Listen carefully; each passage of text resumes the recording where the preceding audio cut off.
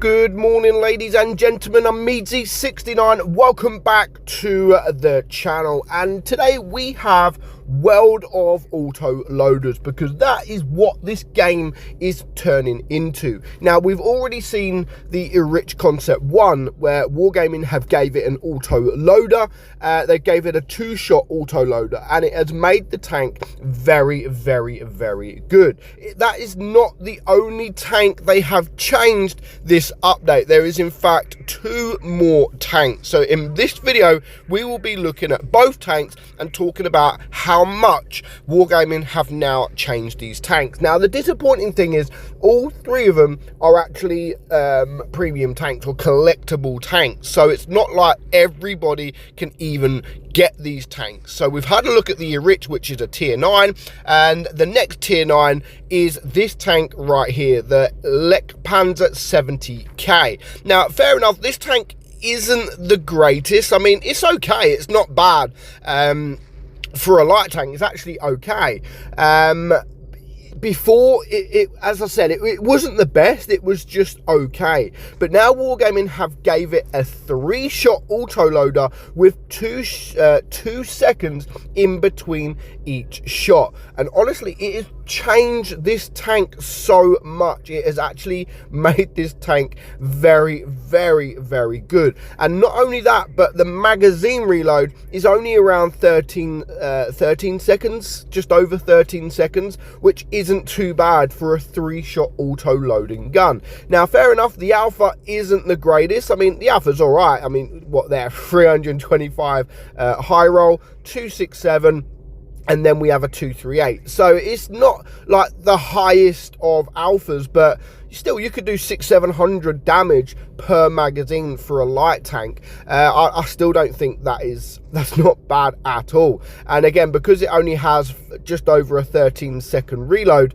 what is it? Well, 14.3 second reload, sorry. It does actually go pretty quickly. Now, because of your speed as well, if you need to get around the map, you'll soon reload without realizing. So the Panza 70k has definitely been made better from this update. It is actually a very, very good tier 9 tank. The next tank on the list is kind of I think is kind of broken, in my opinion. It is the 116 F3. Now, I don't know, again, why are Wargaming touching tanks? I don't know. The best thing about it, they are actually leaving the original gun. So if you don't want to use the autoloader, you don't actually have to. But some of these I would definitely recommend, especially this one right here, because it's not an autoloader. It is actually an auto reloader. And you guys know how much I actually love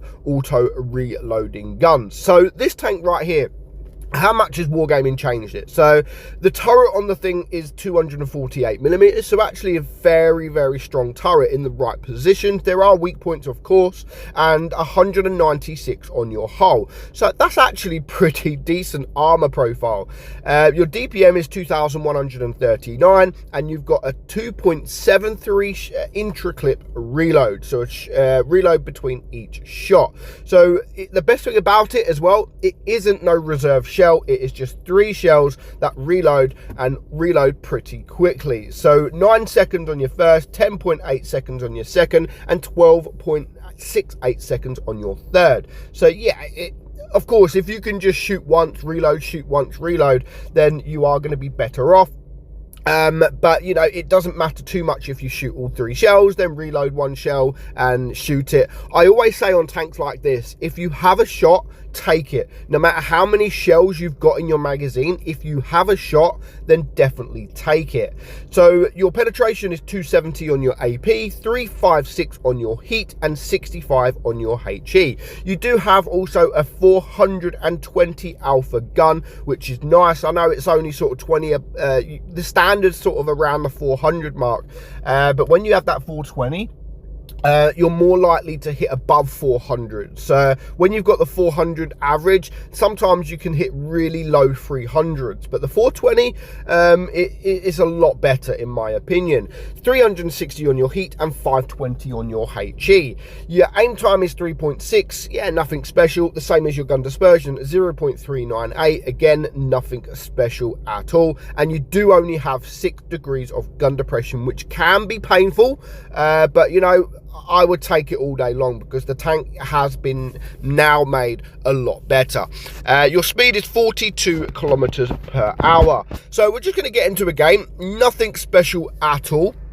In fact, I kind of mess up and yeah, let's just watch it. Not as much as the enemy E3. The enemy E3, honestly, I have no idea what he is doing. So Castilla, I decide to just go forward. I want to go to the other bit of this map just above here so I can spot any tank destroyer. And then the E3 is just like, yeah, do you know what? I'm going. I do get shot and then I'm not paying attention and go up a hill, but we managed to get 2 shots into him, put him on fire, get the 3rd shot, and just as he turns, our grill absolutely annihilates him. So not even a minute, not even 40 seconds on the clock, and their strongest tank has just vanished. So no idea what he was thinking about doing. And then of course we have the grill, who does get spotted and does die within literally 5 seconds. So that is now 2 massive tank destroyers out of the game and completely changes the outcome of this game. Just them dying that early on,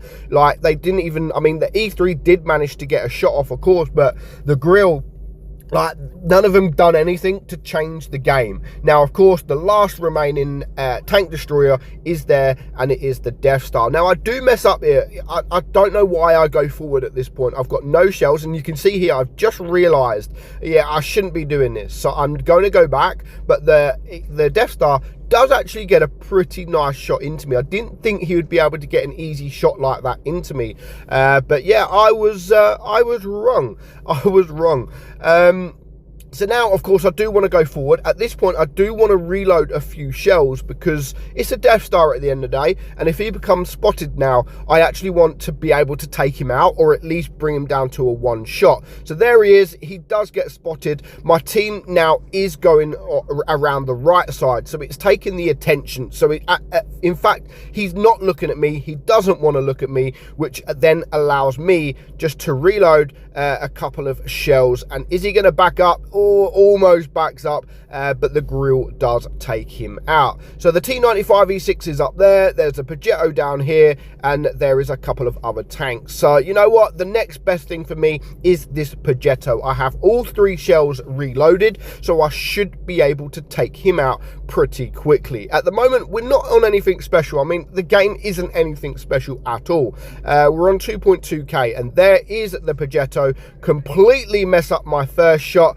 but luckily I do get a bounce and we are able to take him out. That just now leaves 2 tanks left alive. Now both of these are pretty decent tanks, especially in the right hands. Now they are in a platoon, so I do have to be careful, but this T95 E6 up here, he is actually looking straight at me, gets the penetration, and now at this point I just need to back up because yeah, otherwise I will die. So I'm on 3,000 damage at the moment. Of course I did want to do a bit more. Am I able to get some shots off? Is he looking at me? Of course he's looking at me. It's the right thing. It was the right thing for him to do, to be fair. Look at me. I'm a 1-shot. I'm the mug that decided to expose myself, but at least it doesn't change the outcome of the game. And I think ultimately that is why, if it was like a 2 versus 2, of course I wouldn't have done it, but at this point it was almost a guaranteed victory. So only 3,400 damage. We only blocked 1 shot there from the Progetto. So yeah, when I was driving that, I thought, you know what, the armor profile isn't the greatest, but you've got to get the tank in the right position for it to be great. But yes, since Wargaming have gave this tank the auto reloader. It has definitely changed the tank. It has definitely made it better, and unfortunately not everybody can get it because it is a collectible tank and it is a tier 10. So let me know what you think of World of Autoloaders. No idea why Wargaming decided to add more Autoloaders slash reloaders into the game. It really didn't need it. There is too many as it is. And let's just go through tier 10. Like, these are all the tier 10s in the game, and just see how many in tier 10 Autoloaders that we have. So the Waffen is 1. Moving along, we have, so we got 1 so far. 2, I don't think that is. Then we've got the Caro. 3 is the Lion, I believe. What is it? It's yeah, reserve shell. 4, that is just collectibles, and then you go over to here, none, and then you've got 5, 6, 7, 8, 9, 10, 11, 12. There's 13, 14. There is just so many. 14, there's like 15 or so. 14, where are we? 14. So 15, 16, 16, there's loads. There's like 16 or so just in tier 10 alone. Like, absolutely crazy. Too many, and I don't know why Wargaming do it. Personally, I do like autoloaders and auto reloaders, but when you get so many in the game, it does kind of ruin it, especially if there is a platoon, a really good platoon in a really good auto loader slash reloader, then you have no chance whatsoever. So let me know your thoughts in the comments below. But for now, hope you enjoyed today's video. I'm meadsy69, and I'll catch you all soon. Bye bye.